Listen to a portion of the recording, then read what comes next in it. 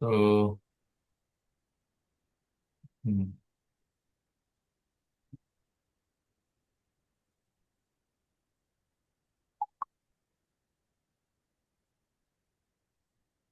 तो कल की क्लास जो हुई, तो आप में से किसी ने दोबारा उसे रिवाइज किया, पढ़ा या कुछ नोट्स बनाए? हरे कृष्णा। पढ़ा था प्रभु जी, एक किताब से जो है ना, वैष्णव सदाचार का। हम्म। तो उसमें क्या क्या पढ़ा आपने? प्रभु जी इसमें तो कई चीजें थी, लेकिन जो कल हम लोग पढ़े थे उसी में से हरि बोल प्रभु जी। हरे कृष्णा, हिमांशु प्रभु की जय हो।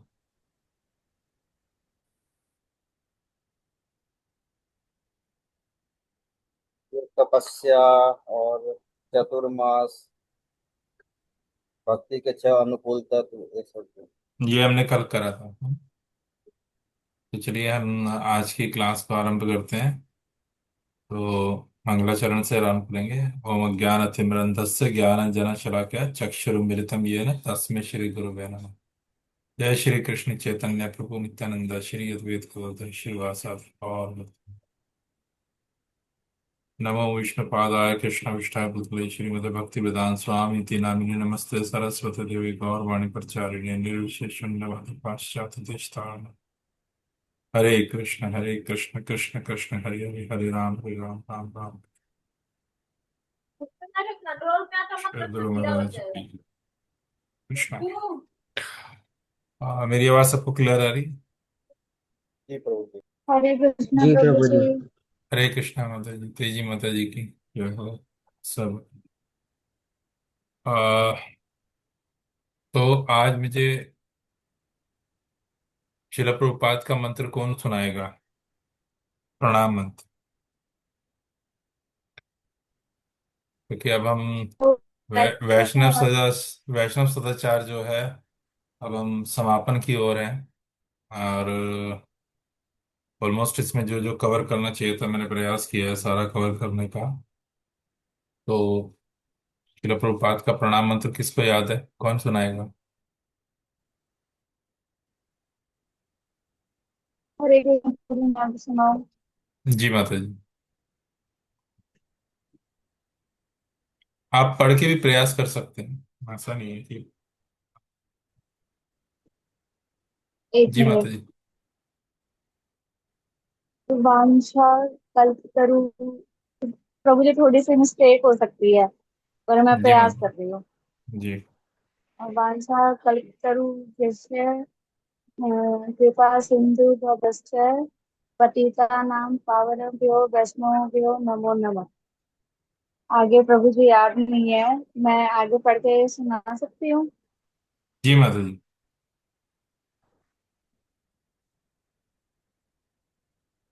नमः ओम विष्णुपादाय कृष्णप्रेष्ठाय भूतले श्रीमते भक्ति वेदांत स्वामिने इति नामिने। नमस् नमस्ते सरस्वते देव गौरवाणी प्रचारिणे निर्विशेष शून्यवादी पाश्चात्य देश तारिणे।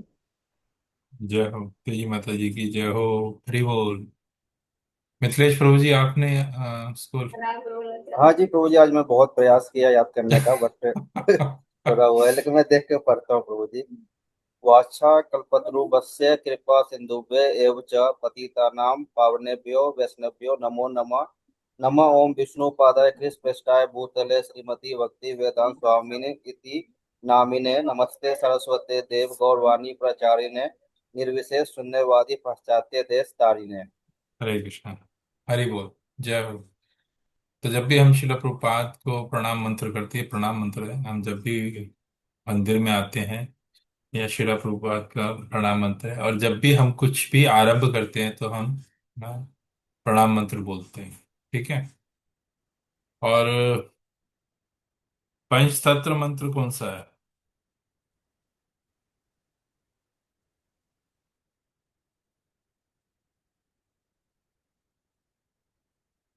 जय श्री कृष्ण चैतन्य प्रभु नित्यानंद श्री अद्वैत श्री गदाधर अद्वैत गदाधर श्रीवासादि श्रीवास गौर आदि भक्त गौर वृंदा। भक्त बिंदा। हाँ, ये हमें कंठस्थ से होना चाहिए, क्योंकि हम जब भी माला करते हैं तब तो याद हो जाना चाहिए ये, क्योंकि माला शुरू करने से पहले हाँ हमें ये ये याद हो गया है प्रभु जी।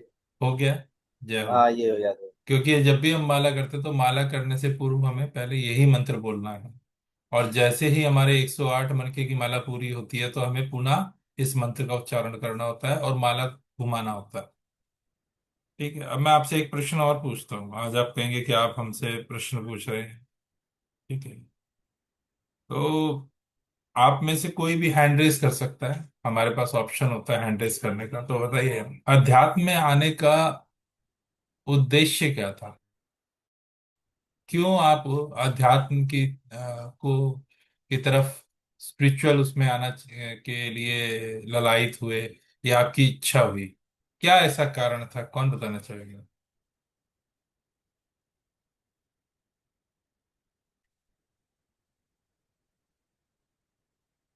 जी माता जी। अध्यात्म में आने के सबके अपने अपने विचार होते हैं। कोई भौतिकवादिता पाना चाहता है, कोई सांसारिक वस्तु में पाना चाहता है, और कोई भगवान को पाना चाहता है। नहीं, आपका क्या उद्देश्य था? मैं इंडिविजुअल सबसे पूछ रहा हूँ कि आपका। मेरा उद्देश्य भगवान को पाने का है। जय हो। भगवान से मिलने का, भगवान जी से प्यार करने का मेरा उद्देश्य ये है। ठीक है, और किसी का कोई उद्देश्य तो, कोई और कुछ बताना चाहेगा?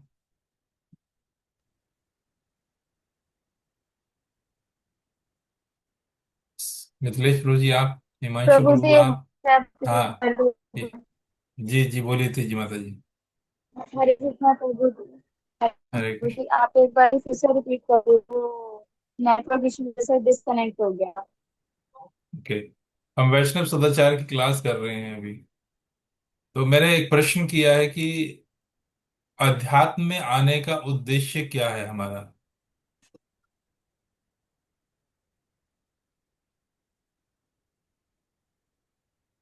केवल भगवान से प्रेम, और उन भक्ति का हम जितना हो सके हम प्रचार करें।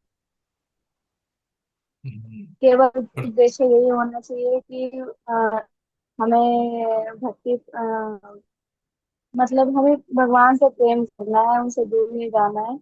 औरों को भी भगवान के नाम का रस वो भी जान सके, और वो भी ये जो लोक है, जो मृत्यु लोक है, इस भवसागर से पार हो सके।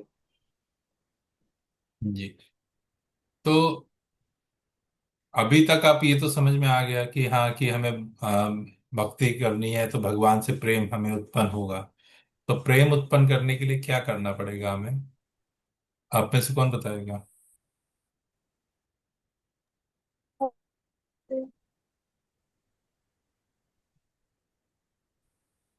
भगवान से प्रेम उत्पन्न करने के लिए हमें क्या करना पड़ेगा? भगवान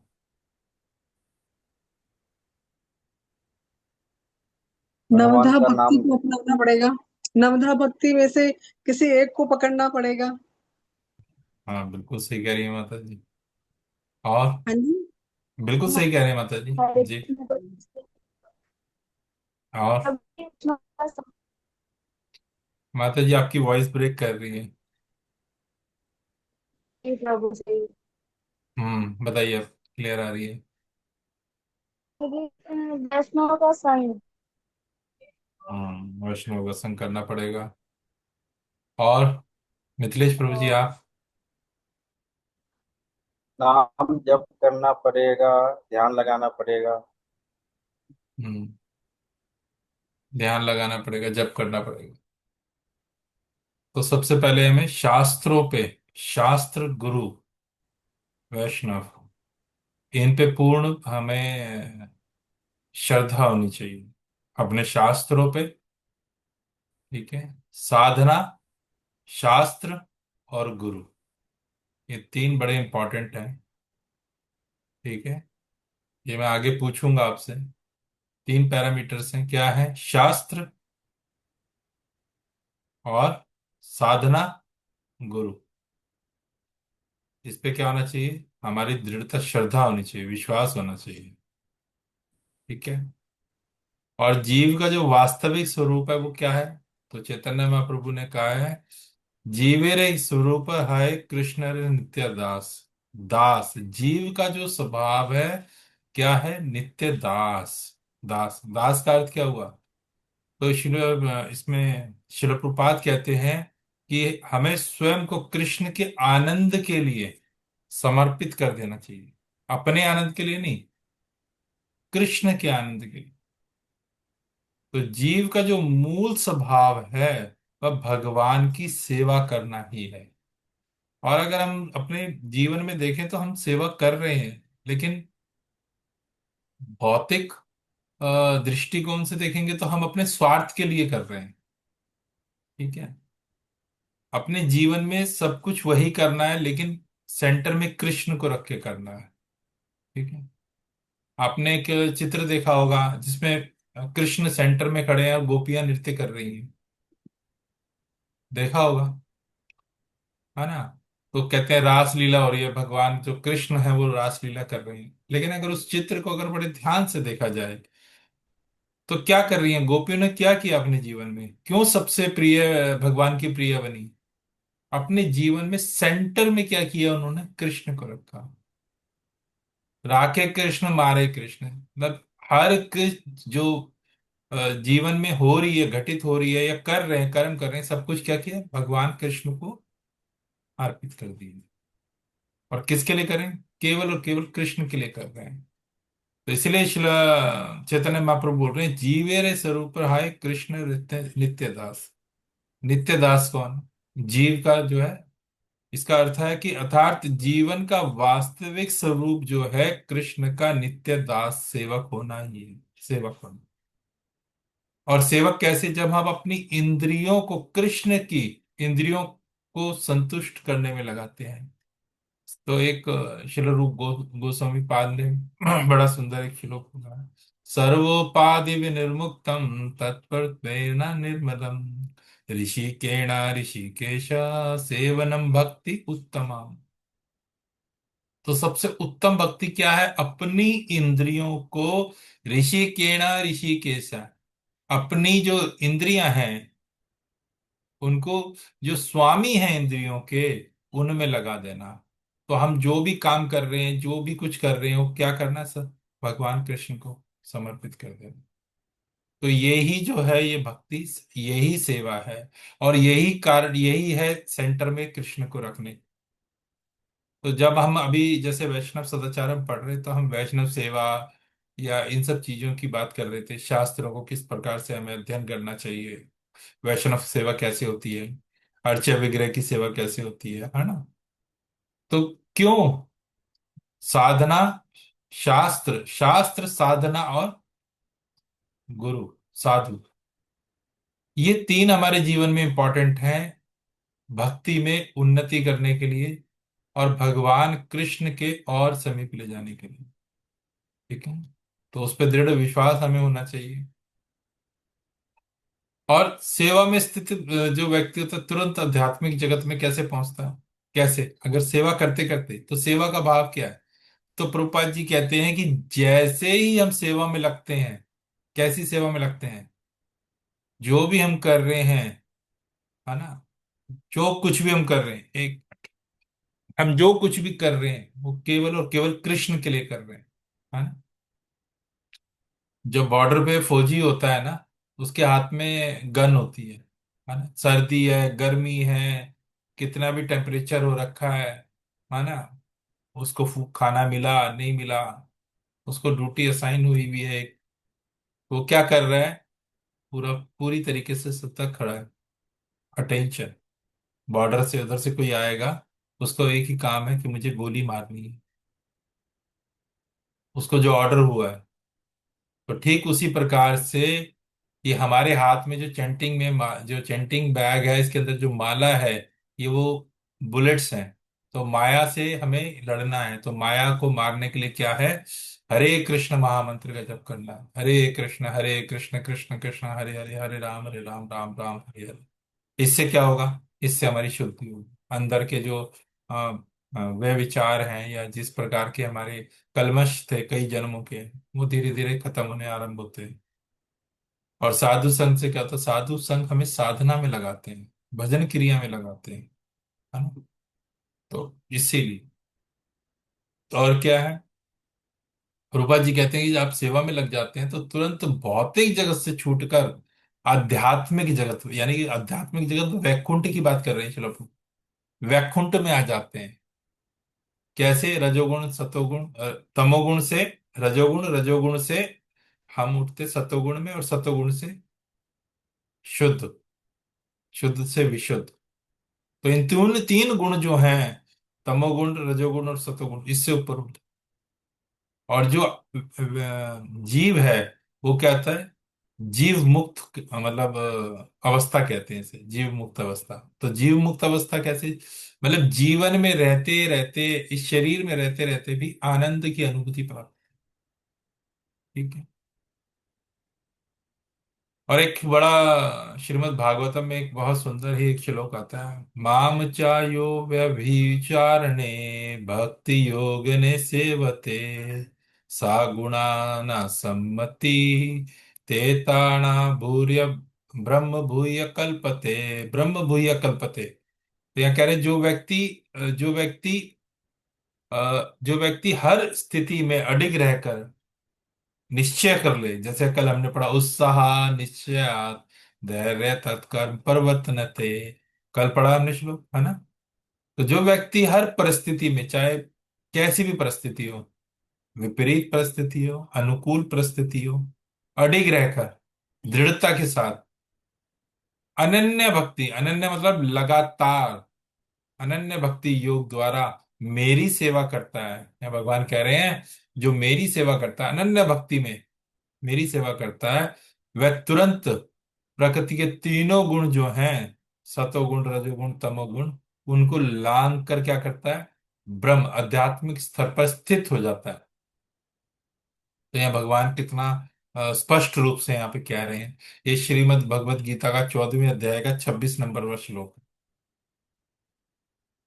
ठीक है। तो सेवा का जो अर्थ है वो क्या है, हमें अपने जीवन का एक क्षण भी क्या करना है, व्यर्थ नहीं करना। चिंतन किसका करना, भगवान का चिंतन करना, सेंटर में सब कुछ करना है। मिथिलेश प्रभु ऑफिस जा रहे हैं, ऑफिस जाएंगे, किसके लिए जा रहे हैं, कृष्ण के लिए जा रहे हैं, कृष्ण की सेवा के लिए जा रहे हैं, ऐसा भाव रखें। और आपको अपने आप को कैसा रखना है, विनम्र रखना है, विनम्र। कोई कुछ कह भी रहा है ना, अच्छा ठीक है, लेकिन ऐसा नहीं है कि जो आपके साथ काम कर रहा है, आप वो आपको कुछ कहने लगे, वो उसका फायदा उठाने लगे, अरे ये तो कुछ कहते ही नहीं है, ऐसा भी नहीं होना। ठीक है। भक्ति का अर्थ ये नहीं है, यहाँ संभाव रखना है।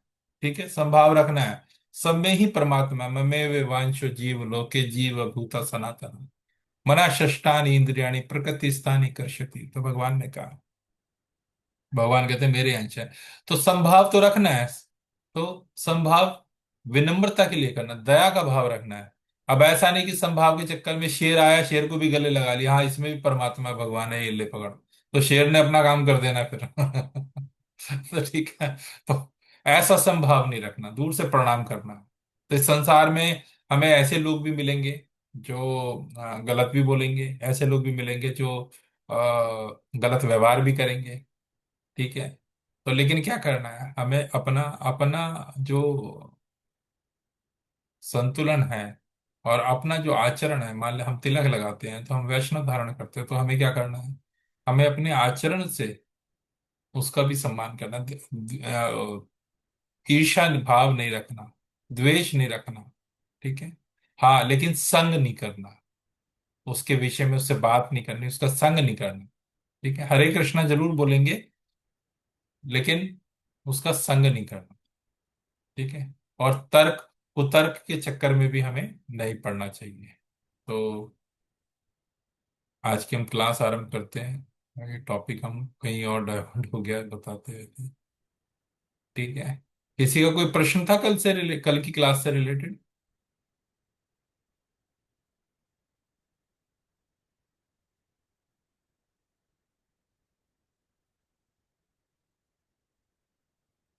हम्म। चलिए, कौन वॉलंटियर करेगा, कौन सेवा करना चाहेगा? पढ़िए। मैं पढ़ता हूँ प्रभु जी। जी प्रभु जी। यात्रा।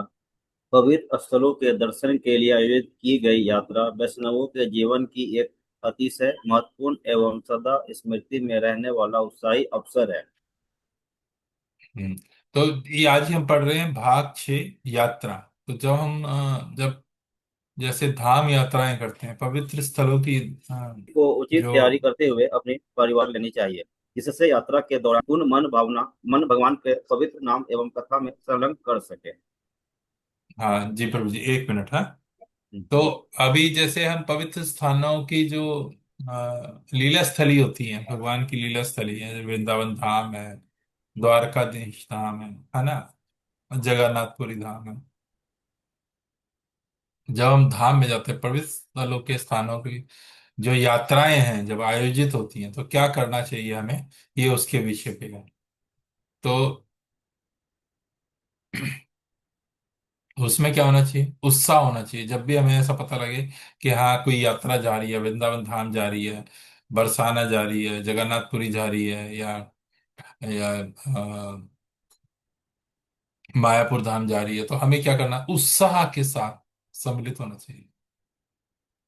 और ठीक है, और आगे कहते हैं कि व्यक्ति को उचित तैयारी का अर्थार्थ मतलब है अपने पारिवारिक एवं कार्यालय संबंधी जिम्मेदारियों को व्यवस्थित कर लेना चाहिए। मतलब मान लीजिए परिवार के साथ भी कोई है, तो वहां पे भाई मेरी एब्सेंस में यहाँ पे कोई प्रॉब्लम ना आए घर पे, फैमिली में ऐसी अपनी जो रिस्पॉन्सिबिलिटी है उसको पूरा करके हमें यात्राओं में जाना चाहिए। ऐसा नहीं कि यात्राओं में चले गए और पीछे कोई बीमार है तो उसकी टेक केयर के लिए कोई था नहीं, है ना, या ऑफिस से बिना बताए चले गए, ऐसा भी नहीं करना। तो जो भी है कार्यालय संबंधी जिम्मेदारियां जो है उनकी व्यवस्था करके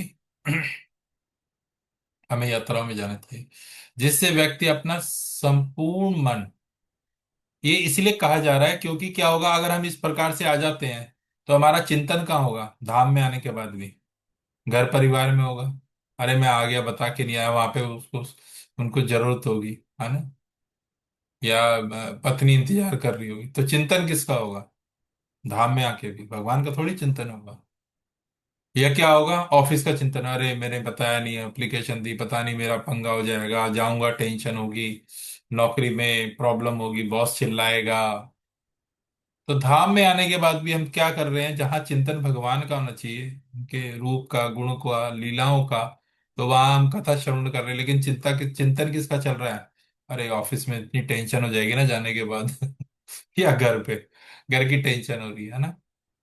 तो इस कारण से कहा जा रहा है उसकी व्यवस्था करने के पश्चात ही हमें धाम यात्राओं पे जाना चाहिए, जिससे व्यक्ति का अपना संपूर्ण मन भगवान के पवित्र नाम एवं कथा में संलग्न कर सके, है ना। आगे बढ़िए पुलिस जी। इस प्रकार की यात्रा आध्यात्मिक शुद्धिकरण के लिए होती है, इसलिए होने के कारण वहाँ व्यर्थ का वार्तालाप एवं निम्न दर्जे का व्यवहार न करें, वहाँ केवल कृष्ण कथा एवं पवित्र नाम का कीर्तन करें। हम्म। तो ये किस लिए है, केवल और केवल शुद्धिकरण के लिए है, यात्राओं में जब जाते हैं। ऐसा गॉसिप के लिए नहीं होता कि व्यर्थ का अपना बातें करे जा रहे हैं, हमारे घर पे ऐसा होता है, अच्छा आप कहाँ से आते हैं, आप वहां रहते हैं, अच्छा जी, हमारे हमारे तो हम यहाँ पे हैं, हम इस पोजीशन पे हैं। धाम में जाने के बाद, यात्राओं पे जाने के बाद, भक्तों से मिलने के बाद कोई किसी से ये नहीं कहता कि हम ये हैं, हमने ऐसा किया हुआ है, हम इस पोजीशन पे हैं, हम इस पद पे हैं। अभी जैसे मैंने श्लोक बोला, सर्वोपाधि विनिर्मुक्तम, सर्वोपाधि मतलब कोई भी पद हुए हो, विनिर्मुक्तम उससे मुक्त हो जाना चाहिए अध्यात्म में, ठीक है ना। तो अध्यात्म में कोई भी ऐसी स्थिति, जब हम धाम यात्रा करते हैं तो हमें केवल और केवल क्या करना चाहिए, भगवान के, कृष्ण के पवित्र नाम का कीर्तन करना चाहिए, और उनकी कथा सुननी चाहिए, व्यर्थ में अपना टाइम नहीं वेस्ट कर, एक एक क्षण। और धाम में आए हैं तो उसका उत्साह रहना चाहिए, क्या हाँ आज हम यहाँ पे जाएंगे तो इस कथा की, इस लीला की, जो भगवान की यहाँ लीला हुई थी, इस लीला स्थली की हम कथा सुनेंगे, श्रवण करेंगे, यहाँ पे भगवान ने क्या लीला करी, है ना। तो वैसा अनुभव करना चाहिए। ठीक है। जी मत प्रभु जी, आगे बढ़िए, चौथा। भक्त स्वच्छता पूर्वक एवं प्रेम पूर्वक एक दूसरे का संग करे, पहले के परिचय के आधार पर गुट दल हम्म, बनाने की प्रवृत्ति टाले। हाँ। तो प्रभु जी आगे भी पढ़ लीजिए, इसके नेक्स्ट में पढ़ लीजिए। जी जी। भक्तों को यात्रा के लिए दिए गए शिष्टाचार एवं नियमों का इच्छा पूर्वक पालन करें। यह न केवल यात्रा को संगठित करने के प्रयत्नों को सुलभ बनाता है, अपितु एक अच्छे वातावरण का निर्माण भी करता है। सभी हाँ। को बगैर शिकायत, पढ़ो आगे प्रभु जी। जी जी, पढ़िए पढ़िए। हाँ, सभी को बगैर शिकायत किए अव्यवस्था एवं कष्ट सहन करने के लिए तैयार रहना चाहिए। प्रवासी वाहनों के विषय में यदि कोई सूचना सूचना हो तो उसे पूर्ण विनम्रता से योग्य व्यक्ति का दे। अप्रिय टिप्पणी एवं शिकायत यात्रा का वातावरण बिगाड़ देती है। देती है, हाँ। तो एक कोई मिनट, एक मिनट मुझे। तो इसमें सबसे पहला आया है कि हम एक दूसरे का संग करें। लेकिन भाई ये मुझे जानता है, मिथिलेश प्रभु मुझे जानते हैं, तो मैं इनके साथ रहूंगा, एक ग्रुप बना लिया। तो यात्राओं में या अध्यात्म उसमें हम एसोसिएशन तो करते हैं। इसमें एक तीन बड़ी इंपॉर्टेंट चीज है।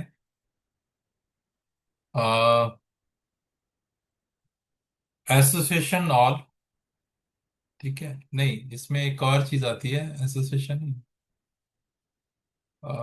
चलिए, मैं अभी स्किप कर गया, मैं बताऊंगा बाद में, आएगा तो इसमें सबसे इम्पोर्टेंट है, जैसे हम गुट बना के एसोसिएशन करें, लेकिन ग्रुप बना के नहीं।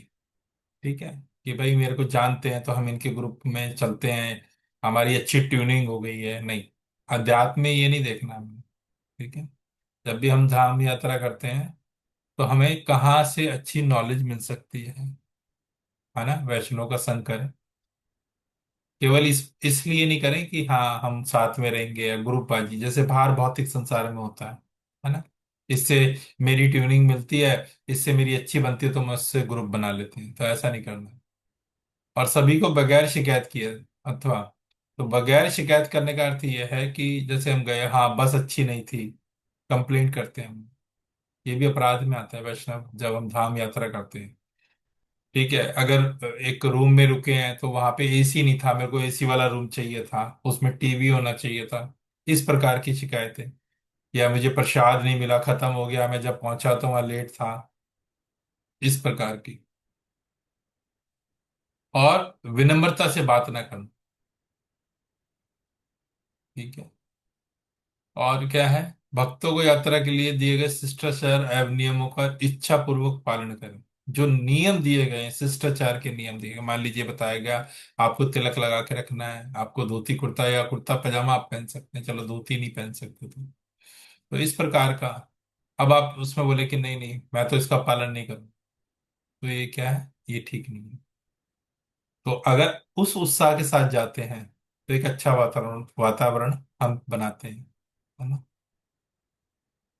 और शिकायतें क्या करती हैं, वो हमारी यात्रा का जो माहौल है, या जो हम बोले हमारा भी है, अरे हमारा तो मन खराब हो गया, हमें प्रसाद नहीं मिला, बड़ा कष्ट था, इतने किलोमीटर हमें चलवा दिए प्रभु जी ने, हाँ परिक्रमा करने गए थे, पैदल ही चले जा रहे हैं हम। तो धाम यात्रा क्या है, तपस्या है ना। ऐसा तो नहीं है कि हम एसी वाले रूम में जाके वहां पे आराम करने के लिए गए हैं, या सोने के लिए गए हैं, हमें सोने नहीं दिया, सुबह 4 बजे मंगल आरती के लिए उठा दिया, फिर परिक्रमा हुई है जी, हम तो सोए नहीं थक गए। तो धाम यात्रा केवल और केवल क्या है, एक तपस्या है, तप करना। तो तप के लिए हम आए, ये हमेशा ध्यान रखना चाहिए। आगे बढ़िए गुरु जी। कोई भी अंतिम समय में यात्रा में शामिल होने का प्रयत्न न करे। यात्रा के विषय में घोषणाएं काफी पहले की होती है। सभी को अपने नाम एवं पैसा नियत तिथि से पहले दे देना चाहिए। यात्रा के लिए कोई भी ऐसे किसी व्यक्ति के नाम की सिफारिश न करे जो बिल्कुल ही नया है, अधिक प्रामाणिक नहीं है, अथवा जो चार मूलभूत नियमों का पालन नहीं करता है। सभी को पूरी यात्रा के दौरान भक्तों के संग में रहना चाहिए। कोई भी दूसरे स्थान जाने के लिए अपनी स्वतंत्र योजना न बनाए या दूसरी बातें न करे। सभी भक्तों को उच्च आध्यात्मिक वातावरण बनाए रखने के लिए अपना योगदान देना चाहिए। केवल एक निरुत्साही एवं आलसी भक्त संपूर्ण यात्रा के वातावरण को बिगाड़ सकता है। तो इसमें बड़ा स्पष्ट कहा गया है कि लास्ट टाइम पे आके कि भाई हम ये जाना है, तो लास्ट मोमेंट मतलब एक दिन पहले कि हमारे पैसे ले लीजिए या लक्ष्मी ले लीजिए आप, और हमें भी यात्रा में जाना है, इस प्रकार की चीजें हमें नहीं करनी चाहिए। यात्रा के लिए उत्साहित होना चाहिए और पहले से विचार बना कर रखना चाहिए कि हमें यात्रा में जाना है। दूसरा कह रहे हैं कि किसी ऐसे व्यक्ति की सिफारिश ना करें जो बिल्कुल ही नया है, उसे पता ही नहीं कुछ भी। जिसने वैष्णव टिकट्स, उसको पता नहीं है, तो उससे अपराध हो सकते हैं। तो उसको इसके लिए बोला गया है कि ऐसे व्यक्ति को कभी भी सिफारिश ना करें जो बिल्कुल नया है या प्रामाणिक नहीं है, जो चार नियमों का पालन भी नहीं करता, उसे पता भी नहीं है। तो धाम में आके भी क्या होगा, उससे अपराध भी होंगे। और आप उसको सिफारिश करके लेके आए हैं, तो वो आपसे भी रुष्ट होगा और आप भी परेशान होंगे, तो आप उसका चिंतन करेंगे, अरे ये परेशान है, ये परेशान है। तो क्या होगा, धाम में आके भी क्या आप चिंतन करेंगे, अरे मैं इसको ले आया और ये दुखी हो रहा है। इस प्रकार की चीजें हैं। तो दूसरा कह रहे हैं कि जो यात्रा के लिए कोई भी व्यक्ति, ये सभी को पूरी यात्रा के दौरान भक्तों के संग में रहना चाहिए। भक्तों के संग में, ऐसा नहीं होता कि ग्रुप बना लिया, चलो आज शॉपिंग करने चले जाते हैं, स्वतंत्र नहीं होना या अपनी कोई योजना बनाए। आज या हम आपको यात्रा पे लेके गए, हमने बोला सुबह 4 बजे मंगल आरती आना है आपको, हम यहाँ मंगल आरती करेंगे, फिर दीपदान करेंगे, और उसके बाद हम अब यात्रा आरंभ करेंगे, यहाँ से परिक्रमा करेंगे। या इस वाले मान लीजिए हम वृंदावन गए हैं, तो हम राधा राधा दामोदर मंदिर जाएंगे, और आप कहें नहीं नहीं मैं तो गोवर्धन का परिक्रमा, गोवर्धन जाऊंगा जी मैं, या किसी और टेम्पल में जाऊंगा, मैं बांके बिहारी जाऊंगा। तो ऐसा नहीं करना चाहिए। ठीक है, भक्तों के संग रहना चाहिए, और स्वतंत्र नहीं कि भाई मैं चलो शॉपिंग करने चले गए या इस प्रकार से, ऐसी चीजें नहीं होनी चाहिए। और भक्तों को उच्च आध्यात्मिक वातावरण बनाए रखने के लिए अपना योगदान देना चाहिए। उत्साह के साथ कीर्तन करना चाहिए, नाम जप करते रहना चाहिए। ठीक है, आलसी नहीं कि भक्त संपूर्ण यात्रा में क्या करता है, आलसी है, उत्साह नहीं है, बैठे में बोर है, थक गए हम तो, ये क्या करता है, वातावरण को बिगाड़ता है। ठीक है, नेगेटिविटी को क्रिएट करता है। तो ये, हरे कृष्णा माता जी प्रणाम। तो हमें इन सब चीजों का विशेष करके ध्यान रखना चाहिए। ये बहुत बेसिक चीजें हैं जो लेकिन अब आपको ये सब चीजें पता होनी है, इसीलिए हम आपको ये बता रहे हैं। क्योंकि जब यात्राएं जाएंगी और आप यात्राओं में शामिल होंगे, तो आपको इन सब चीजों का ध्यान रखना पड़ेगा। आगे पढ़िए प्रभु जी। सभी को। सभी को दूसरे की मदद एवं सेवा करने के लिए उत्सुक रहना चाहिए एवं इस प्रकार की सेवा मिलने पर सदा संतुष्ट रहना चाहिए। भक्त हम्म। बाहर से अपने लिए विशेष अन्न पदार्थ न खरीदे। यात्रा का उद्देश्य एकत्र भोजन, प्रसाद, निवास अर्थात एक कुटुंब के समान होना चाहिए। हाँ तो सभी को इसमें, पवित्र। हाँ ठीक है, मैं 1 मिनट में पढ़ देता हूँ पहले ही। तो इसमें क्या कह रहे हैं, इसमें कह रहे हैं उत्साह के साथ। मान लीजिए प्रसादम आया, तो आप बैठे हुए हैं, तो वहां पे क्या होता है, भक्तों को भाग के जाना चाहिए, लाई प्रसादम सेवा मैं करता हूँ। वैसे तो निश्चित कर दिया जाता है यात्राओं में, आप प्रसादम सेवा करेंगे, आप कोऑर्डिनेटर बनेंगे बस के, किसी भी यात्री को कोई प्रॉब्लम होगी तो आपसे कांटेक्ट करेगा। किसी को कोई दवाई चाहिए, किसी को कोई और परेशानी है, ठीक है, तो बस के अंदर व्यवस्था बनी रहे, सब अपनी अपनी सीटों पे आराम से बैठें, किसी को कोई प्रॉब्लम ना हो। उतरेंगे तो किस प्रकार से उतरना है, चढ़ना है, फिर सबको, जो वृद्ध हैं उनको पहले बैठाना है, माताओं को पहले बैठाना है, इस तरीके से व्यवस्था बनाई जाती है। तो वो उत्साह के साथ होना चाहिए कि मैं, मेरे को सेवा मिलनी चाहिए। तो इस प्रकार की सेवा मिलने पर क्या था, संतुष्टि रहना चाहिए। ठीक है, उत्साह के साथ। और दूसरा कह रहे हैं कि भक्त बाहर से अपने लिए विशेष अन्न पदार्थ ना खरीदे। तो अन्न पदार्थ इसीलिए मना करते हैं क्योंकि यात्रा का उद्देश्य है एकमात्र भोजन प्रसादम, प्रसाद सर्व किया जाता है, भगवान को ऑफर करके भोजन प्रसादम होता है। तो क्या होता है, एक परिवार की तरह यात्रा चलती है। ऐसा नहीं कि 4 आदमी वहां खा रहे हैं, 5 आदमी बाहर कहीं और खा के आगे, चलो जी हम यात्रा पे आए हैं, ऐसा नहीं होता।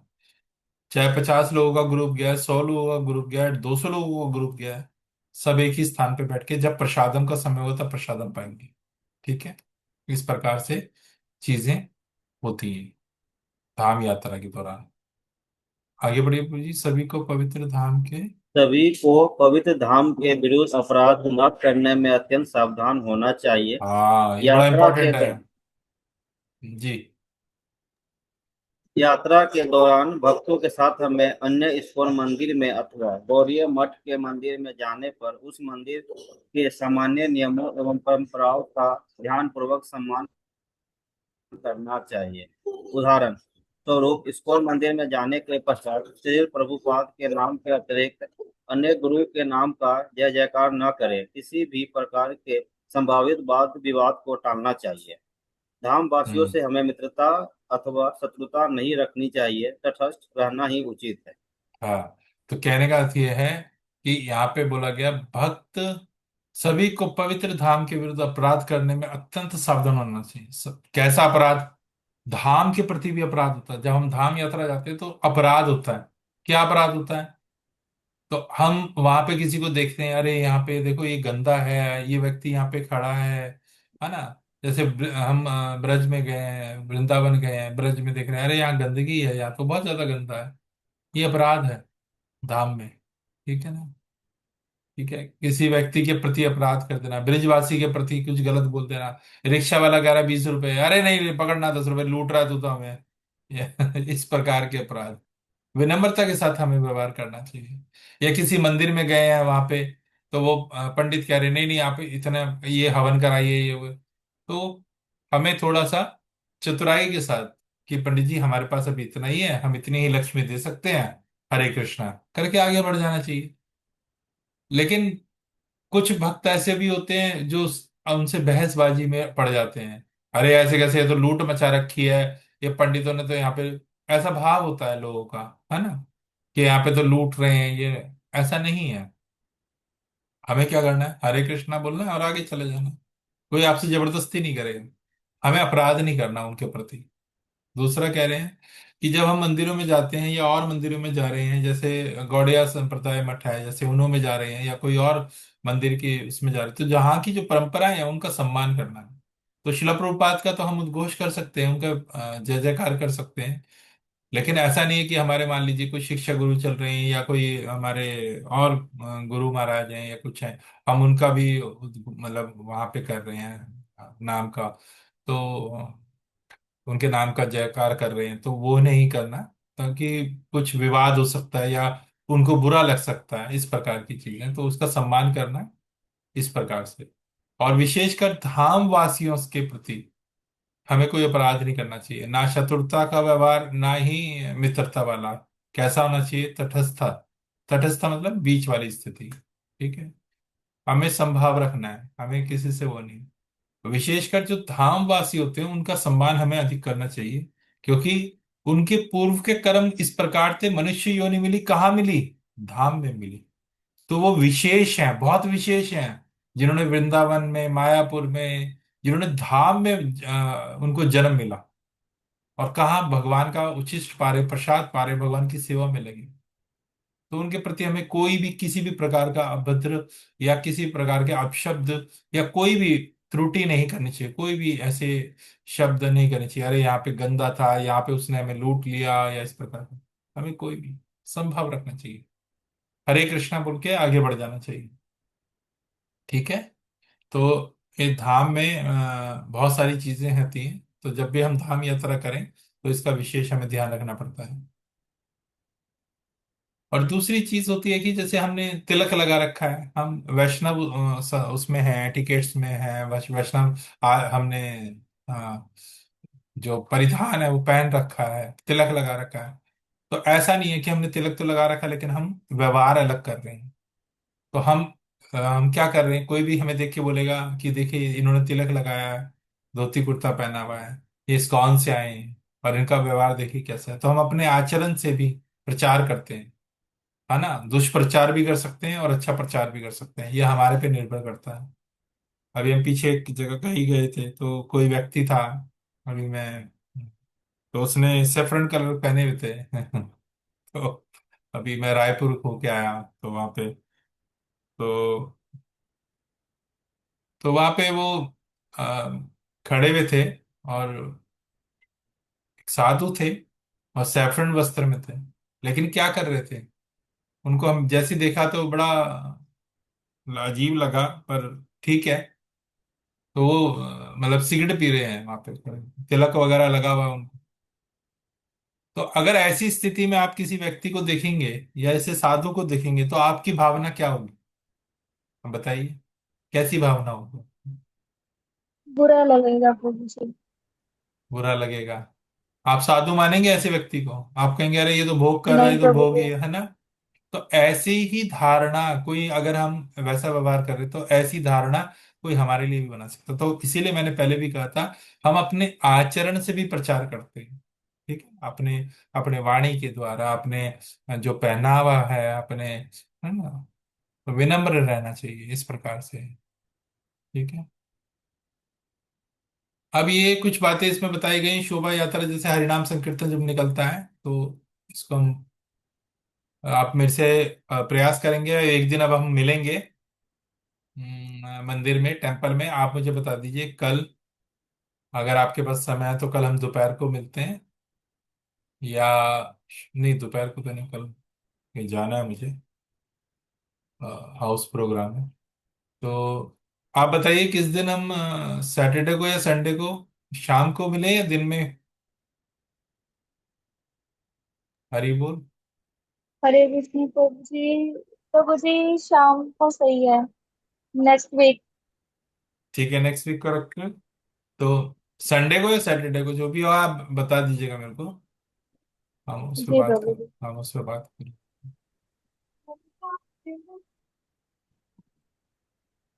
ये भी वही है ना, संग कीर्तन के लिए हमें किस प्रकार से रहना चाहिए।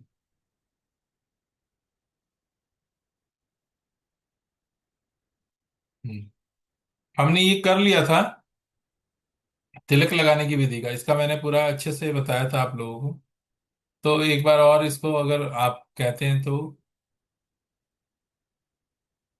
पद्म पुराण में कहा गया कि तिलक के मध्य भाग में श्री विष्णु निवास करते हैं। ये हमने पहले भी चर्चा की थी। हम जो उर्ध पुंड करके जो तिलक लगाते हैं, है ना, तो भगवान के चरण को धारण करते हैं अपने मस्तक पर। तो इसमें कह रहे हैं कलयुग में चांदी, सोना चांदी इत्यादि आभूषण प्राप्त करना अत्यंत कठिन है, अत्यंत कठिन है आभूषण प्राप्त करना, किंतु शरीर के बाहर 12 स्थानों पर तिलक मंगलमय आभूषण है। सबसे साधु का आभूषण है ये, सबसे इंपॉर्टेंट आभूषण है ना, और शरीर को शुद्ध करने के लिए पर्याप्त है, पर्याप्त है ये। ठीक है, कितना सरल है ना, 12 तिलक लगा के अपने शरीर को शुद्ध करना। ठीक है। तो यहाँ पे पूरा बताया गया है कि किस प्रकार से हम उस भाग में लीपापोती ना करें। तिलक के बाएं भाग में ब्रह्मा जी और दाएं भाग में सदाशिव का निवास होता है, इसीलिए तिलक में सुशोभित शरीर को भगवान विष्णु का मंदिर माना जाता है। जब हम 12 तिलक लगाते हैं तो भगवान विष्णु का मंदिर होता है। सोचिए, 12 मंदिरों का निर्माण करते हैं हम अपने शरीर पे तिलक लगाकर, 12 मंदिरों। ठीक है। ये हमने आपको, मैंने बताया था पहले, भेजा भी था सबको, व्हाट्सएप भी किया था आप लोगों को। ठीक है। ये बड़ा इंपॉर्टेंट है, प्रेम ध्वनि। जब भी मंगल आरती होती है तो हम क्या करते हैं, एक वरिष्ठ जो वैष्णव होता है प्रेम ध्वनि करता है। क्या करते हैं, कीर्तन की समाप्ति पर एक वरिष्ठ भक्त यह प्रार्थना बोलते हैं। ठीक है, क्या बोलते हैं, जय ओम विष्णुपादाय परमहंस परिवकाचार्य अष्टोत्तर श्री श्रीमद अभय चरणारविंद भक्ति वेदांत स्वामी महाराज शिल प्रभुपाद की जय। अर्थात आचार्य ओम विष्णुपादाय अष्टोत्तर त्रिदंडी गोस्वामी अभय चरण अरविंद भक्ति वेदांत स्वामी श्री प्रभुपाद की जय। तो ये बोला जाता है, जिन्होंने भगवान श्री कृष्ण की महिमा का प्रचार करते हुए संपूर्ण पृथ्वी का भ्रमण किया और जो संन्यास के परम स्तर पर स्थित हैं, उनके लिए हम जय बोलते हैं। ठीक है। और क्या बोला जाता है, स्कॉन बीबीटी संस्थापक आचार्य शिल प्रभुपाद की जय, ये कॉन्टिन्यूशन में बोला जाता है। जय ओम नमो विष्णुपादाय परम भक्ति वेदांत शिल प्रभुपाद की जय, है ना, इस प्रकार से। कुछ लोग पूरा बोलते हैं इसको, स्कॉन बीबीटी संस्थापक आचार्य शिल प्रभुपाद की जय। तो बीबीटी क्या है, डीबीटी की फुल फॉर्म क्या है? कौन बताएगा? हरे कृष्णा। भक्ति भक्ति वेदांत ठाकुर प्रभु जी हाँ, भक्ति वेदांत बुक। ठाकुर। हाँ, बुक डिस्ट्रीब्यूशन। ठीक है।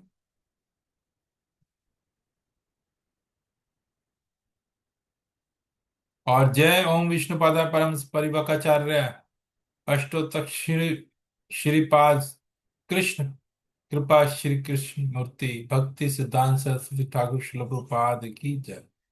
अनंत कोटि वैष्णव वृंद की जय। नामाचार्य श्री हरिदास ठाकुर की जय।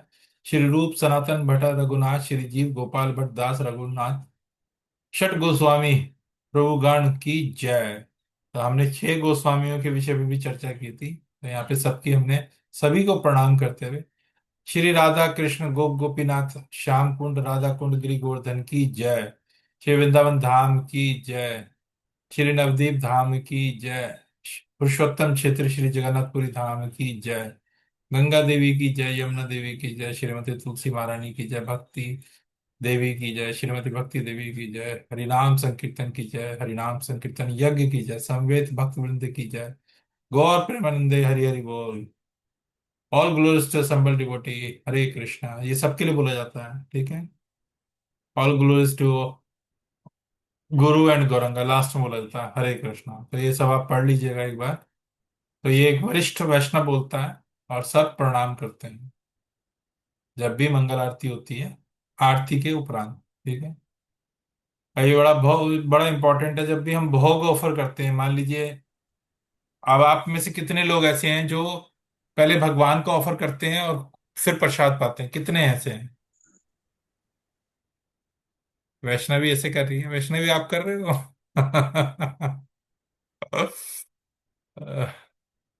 तो कितने ऐसे हैं जो भोग भोग को ऑफर कर रहे हैं भगवान को? यस, हिमांशु प्रभु जी बताइए।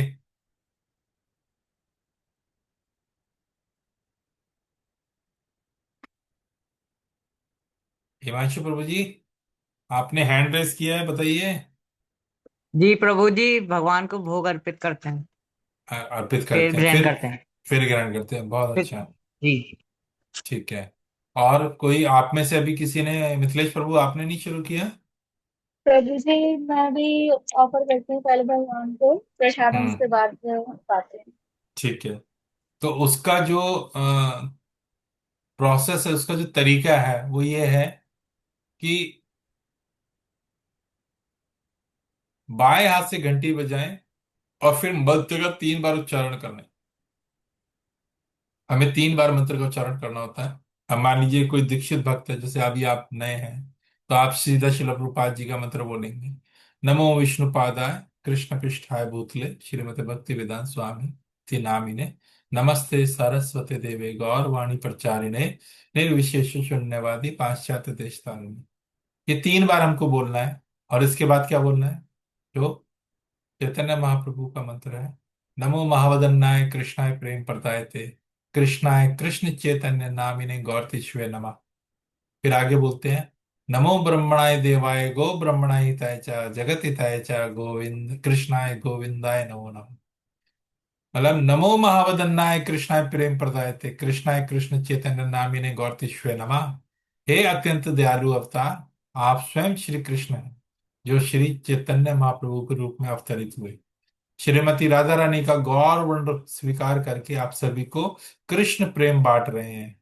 हमारा विनम्र प्रणाम स्वीकार करें। उसके बाद हम भगवान को ऑफर करते हैं, नमो ब्रह्मणाय देवाय गो ब्रह्मणाय हिताय च जगत हिताय च गोविंदाय नमो नमः।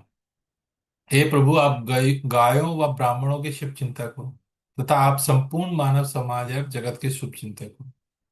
फिर आगे बोलते हैं, जय श्री कृष्ण चैतन्य प्रभु नित्यानंदा श्री अद्वैत गदाधर श्रीवास आदि गौर भक्तवृंदा। ये 3 3 बार बोलते हैं।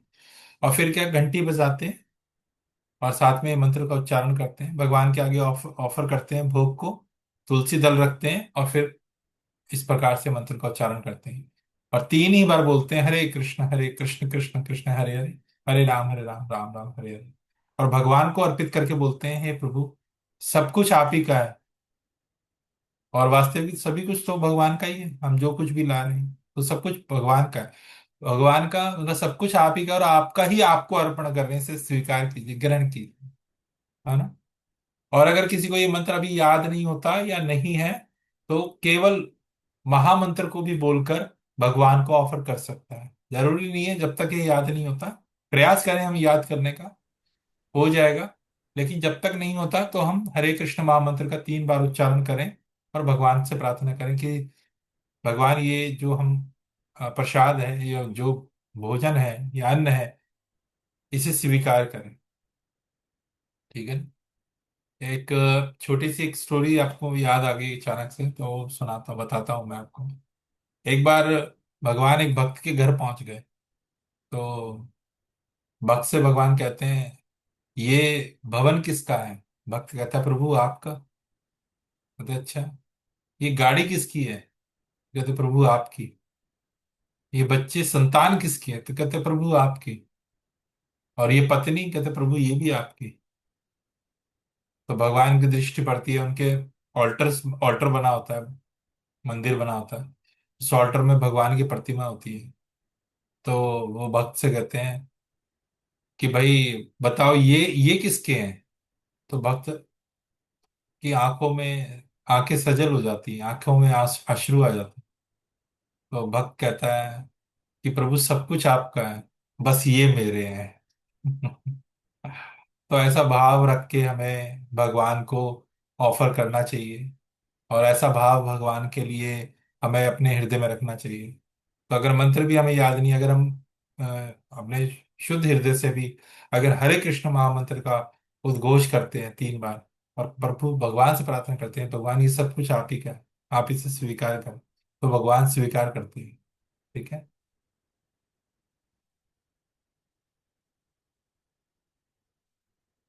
अब यहाँ पे हम देखते हैं प्रसाद, प्रसाद प्रार्थना जैसे हमने पढ़ा। तो जब हम प्रसाद को पाते हैं, भगवान का उच्छिष्ट जब हमें मिलता है प्रसाद, तो ये बड़ा इंपॉर्टेंट है। तो हम इसकी प्रार्थना करते हैं, महाप्रसादे गोविंदे नमो ब्राह्मणी वैष्णवे स्वल्प पुण्यवतम राजन विश्वासो न विजयते शरीर विद्या जड़ जंद्रिया ताहे काल जीवे फैले विशेष सागरे तार मध्यम जीवाति लोभमय सुबरमती ताके देखे कठिन संसारे कृष्ण बड़ो दया मैं करी बारे जीवा जय स्व प्रसादनम मन दिलो भाई से अमृत पाओ राधा कृष्ण गुण गाओ प्रेम डाको चैतन्य निताई जय निमाई जय निताई हरे कृष्ण कृष्ण कृष्ण हरे हरे हरे राम राम राम हरे हरे। तो जब भी हम भगवान का जो प्रसाद हमें प्राप्त होता है, तो हमें ऐसे नहीं पाना, उसके लिए हम क्या करते हैं? प्रार्थना करते हैं। इसका बड़ा सुंदर अर्थ है कि महाप्रसादे गोविंद नाम ब्राह्मणी वैष्णव स्वल्प पुण्यवतम राजन विश्वासो न विजयते। हे राजन, जब कोई व्यक्ति भगवान को अर्पित के प्रसाद तथा भगवान के पवित्र नाम एवं वैष्णव का आश्रय नहीं लेता, तब तक यद्यपि उसने कितने भी पुण्य कर्म क्यों ना किए हों, गोविंद के प्रति उसकी श्रद्धा नहीं बढ़ सकती। कैसे अर्पित? मतलब भगवान का जब हम उच्छिष्ट पाते हैं, तो हमारी क्या होता है? श्रद्धा और बढ़ती है, और बढ़ती है भगवान के प्रति। चाहे हमने कितने भी पुण्य कर्म कर रखे हो, अगर भगवान का उच्छिष्ट नहीं प्राप्त कर रहे, भगवान को ऑफर करके नहीं प्रसाद को पा रहे, तो क्या है? कितने भी पुण्य कर्म कर लिए, भगवान के प्रति प्रेम उत्पन्न नहीं हो, श्रद्धा नहीं बढ़ेगी। तो यहाँ पे ये कह रहे हैं, शरीर अविद्या जाल जड़ेंद्रिय ताहे काल। ये जो शरीर है ना, यह विद्या का जाल है। जड़ेंद्रिय ताहे काल, ये जो इंद्रियां हैं, जीवे फैले विषय सागरे। हे भाई, ये जो भौतिक शरीर है या विद्या का जाल है, और जो इंद्रियां हैं जीव की शत्रु हैं। इंद्रियां जीव की शत्रु ही तो हैं। जीभ भाग रही है, चलो यार ये पाते हैं, ये पाते हैं। कान भाग रहे हैं, चलो इससे चर्चा करके सुनते हैं इसने क्या कहा, है ना। जिह्वा कुछ और बोल रही है, वाणी से भी हम बोल रहे हैं। हाँ, आंखें देख रही हैं, चलो जो आनंद आ रहा है, जो मर्जी कर रहा है। तो क्या है? इंद्रियां जीव की शत्रु हैं, क्योंकि उन्होंने जीव को भौतिक इंद्रिय तृप्ति के सागर में फेंक दिया है।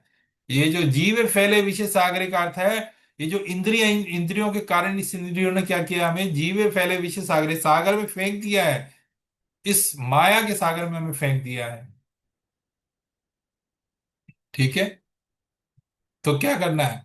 तार मध्य जीवाति लोभ मय सुधर्मति। समस्त इंद्रियों में जो जीवा है वो सबसे अत्यंत क्या है, लालची है और दुर्मति है। तारे मध्य जीवाति, जो बीच की जो जीव है, लोभमय सुधर्मति, ये लालची और दुर्मति है। ताके जीता कठिन संसार है, और इस जगत में इसे जीत पाना अत्यंत कठिन है। इस जीवा पे विजय प्राप्त करना सबसे ज्यादा दुर्लभ है। जब जीवा कंट्रोल में आ जाती है, ये इंद्री कंट्रोल में आती है, तो हमारी और इंद्रिया भी कंट्रोल में आ जाती है ना। अत्यंत कठिन है। और कैसे कह रहे हैं, कैसे कंट्रोल में आएगी ये? कृष्ण बड़ोदय में करी बोरे जीवा जय, स्व प्रसाद मानना दिलो भाई। है हे भाई, श्री कृष्ण अत्यंत दयालु हैं। केवल जिह्वा को नियंत्रित करने के लिए उन्होंने क्या किया है, हमें अपना प्रसाद प्रदान किया है। स्व प्रसाद, अब अन्न दिलो भाई, अपना प्रसाद हमें दिया है। भगवान का उच्चिष्ट खाने से क्या होता है, हमारी इंद्रियां नियंत्रित होती है, कंट्रोल होती है ना। तो कह रहे हैं कि केवल जीवा को नियंत्रित करने के लिए उन्होंने अपना, हमें भगवान ने कृपा करी है, ऐसी कृपा करी है कि अपना उच्चिष्ट हमें, अपना प्रसाद हमें दे रहे हैं। क्या करें, सेय नन अमृत पाओ, राधा कृष्ण गुण गाओ, प्रेम डागो चैतन्य निताई, जय निमाई जय निताई। कह रहे हैं कि अब कृपया श्री राधा और श्री कृष्ण का गुणगान करते हुए इस प्रसाद को ग्रहण करो, और प्रेम पूर्वक जोर से बोलो, नित्य जय निताई जय निमाई। भगवान का उच्चारण करो, प्रेम डाको चेतन निताई, जय निमाई जय निताई।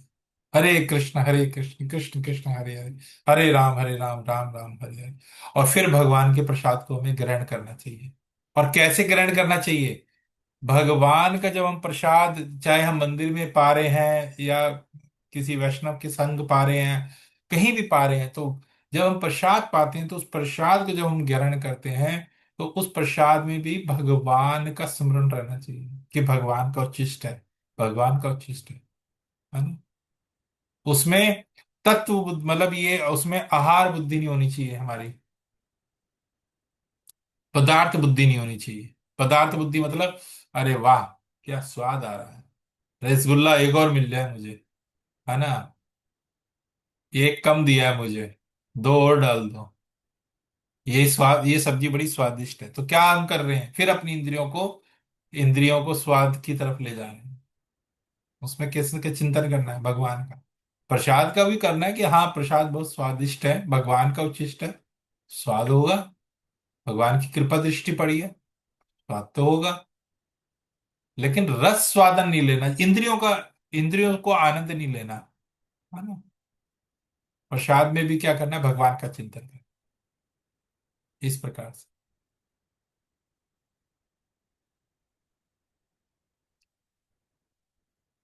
पंचतत्व मंत्र का महत्व सबको हमने बताया था, एक बार दोबारा पढ़ लीजिए आप। जय श्री कृष्ण चैतन्य प्रभु नित्यानंद श्री अद्वैत गदाधर श्रीवासादि गौर भक्त।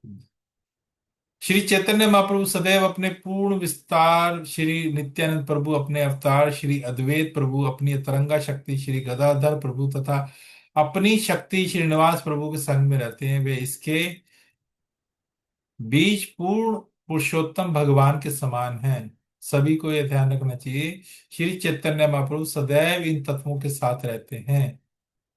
ठीक है, ये हमने तब भी किया था जब हमने डीवाईपीएच किया था। जय श्री कृष्ण चैतन्य प्रभु नित्यानंद श्री अद्वैत गदाधर श्रीवास आदि गौर भक्त मंत्र का जप करके श्री चैतन्य महाप्रभु की वंदना करते हैं, और उसके पश्चात हम हरे कृष्ण महामंत्र का उच्चारण करते हैं, जप करते हैं। ठीक है, क्यों करते हैं? क्योंकि हम जब महामंत्र का जप आरंभ करते हैं तो हमसे कोई अपराध हो सकते हैं, है ना, नाम उच्चारण करते हैं। तो जो पंचतत्व मंत्र है, ये महावदन्याय है, भगवान चैतन्य महाप्रभु क्या महावदन्याय अवतार है। तो क्या करते हैं, सर्वाधिक उद्धार हृदय के अवतार के रूप में प्रसिद्ध है, क्योंकि वह पतित जीवों के द्वारा किए गए अपराधों को अनदेखा कर देते हैं। इतने दयालु हैं श्री चैतन्य महाप्रभु, इतने दयालु हैं। इसलिए वो क्या कर रहे हैं, हरे कृष्ण महामंत्र के जप का संपूर्ण लाभ लेने के लिए हमें पहले श्री कृष्ण चैतन्य महाप्रभु के चरण में जाकर पंच तत्व का मंत्र बोलना चाहिए, तत्पश्चात हमें हरे कृष्ण महामंत्र का जप करना चाहिए। तो क्या है, महावदन्नाय अवतार है भगवान चैतन्य महाप्रभु। तो उनका मंत्र, हमें पंच तत्व मंत्र जो है वो पहले अच्छे से बोलना चाहिए। तो आज का हम यही करते हैं, बाकी हम कल करेंगे। बस अब ये लास्ट रह गया है, इसके बाद हम इसे समाप्त करेंगे। आज का कोई प्रश्न है, आज से रिलेटेड, क्लास से रिलेटेड किसी का कोई प्रश्न है? हरे कृष्णा, किसी का कोई प्रश्न है तो आप पूछ सकते हैं। हाँ जी, हरे कृष्ण प्रभु जी। जी हरे कृष्णा माता जी। मैं कोशिश करती हूँ कि जब मैं प्रसाद बनाती हूँ ना, तो मैं जी। भगवान का नाम लेकर बनाती हूँ हमेशा मैं। और हाँ जब जी। मैं अपने लिए प्लेट में रखती हूँ, तब मैं फर्स्ट जो बाइट होता है वो मैं भगवान को अर्पण करके, मतलब मानसिक रूप से। लेकिन मैं ऐसे में जो होता है ना, फिजिकल रूप में मैं भगवान को नीचे चढ़ाती मैं ऐसे। अच्छा। तो क्या सही है ये? देखो माता जी, मैंने बोला शास्त्र, शास्त्र क्या कहते हैं हमें उस पर ध्यान देना है। तो शास्त्र ने अभी हमने पढ़ा, तो शास्त्र तो ये कहते हैं कि भगवान को ऑफर करना है। इस संसार में सब कुछ किसका है, भगवान का ही तो है। हम सब कुछ पा रहे हैं, लेकिन भगवान को ऑफर करने का अर्थ क्या होता है? भगवान तो, ये नहीं मानना चाहिए कि भगवान केवल एक विग्रह है या मूर्ति है तो भगवान नहीं पाएंगे। भगवान पाते हैं, भगवान दृष्टि से पाते हैं, कानों के माध्यम से पाते हैं। सच्चित आनंद है, भगवान किसी भी अंग से कुछ प्राप्त कर सकते हैं, है ना। तो भाव ग्रही है भगवान, आपके भाव को ग्रहण कर रहे हैं भगवान। तो हम्म। जो हम प्रसाद भगवान को ऑफर कर रहे हैं वो केवल इसलिए नहीं कर रहे कि मैंने ये बनाया, चलो ये सामने रखना ही है, बस एक खाना पूर्ति करना, नहीं, ऐसे नहीं करना। मेरे हृदय का भाव क्या है, भगवान तो हृदय में ही तो बैठे हैं भगवान।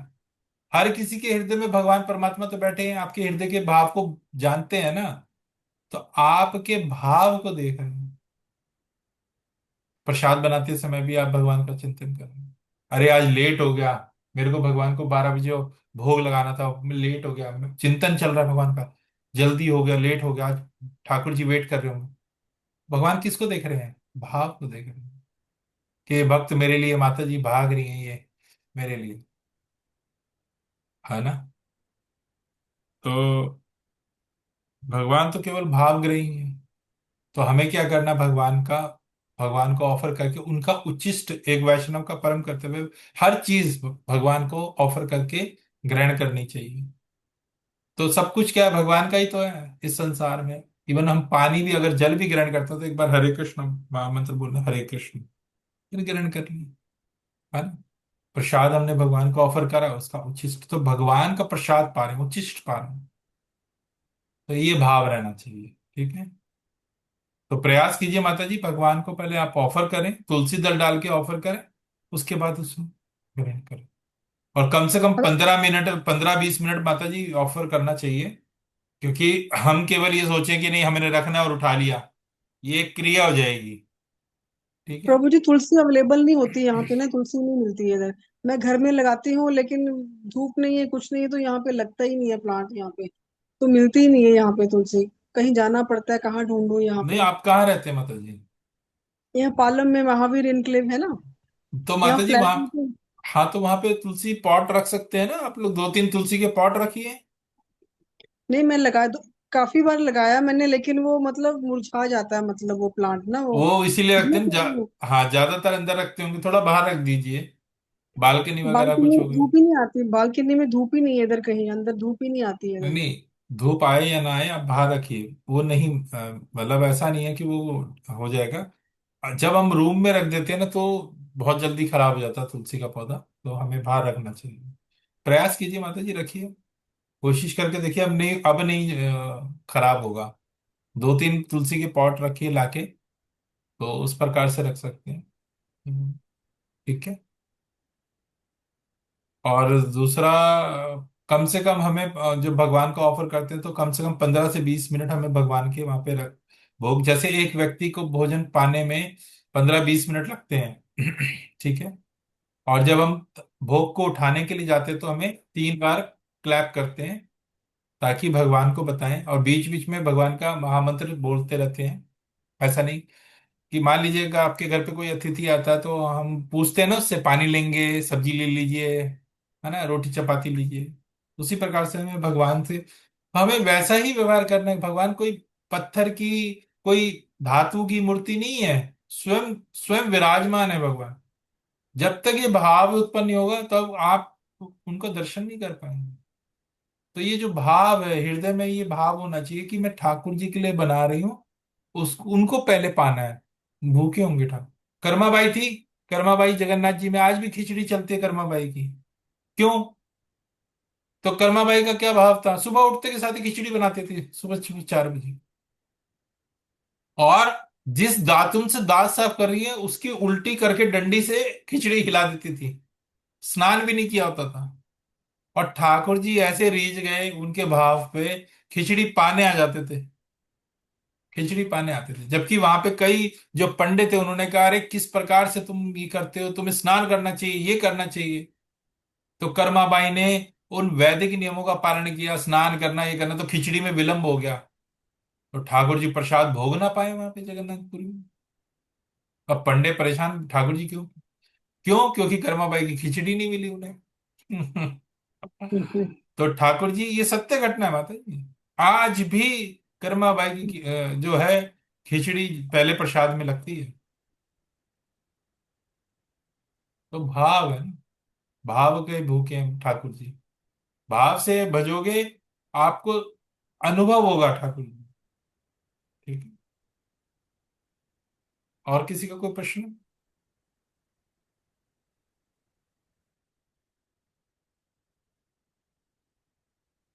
हरे कृष्णा। चलिए, नहीं है तो फिर हम क्लास को विराम करते हैं, कल हम मिलेंगे फिर।